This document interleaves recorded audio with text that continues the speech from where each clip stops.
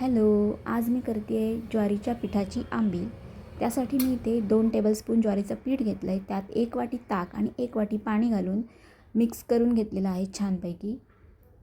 आणि त्यानंतर इथे मी गॅसवर एक पातेलं ठेवलं आहे. त्यात 1 चमचा तूप घातलं आहे. त्यानंतर 1 चमचा जिरं घातलं आहे आणि थोडासा हिंग घातला आहे. जिरं तडतडल्यावर हिंग घालायचं आहे आणि त्यानंतर हिरव्या मिरच्या 2 ते 3 हिरव्या मिरच्या.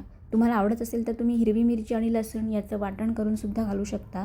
ते सुद्धा खूप छान लागतं यामध्ये. आणि त्यानंतर आपण जे ज्वारीचं पीठ भिजवून घेतलेलं आहे ते घालायचं आहे आणि आपल्या गरजेनुसार आवश्यकतेनुसार पाणी घालून हे छान मिक्स करून घ्यायचं आहे.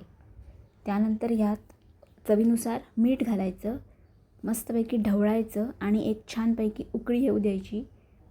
आणि त्यानंतर आपली ज्वारीच्या पिठाची आंबील तयार आहे.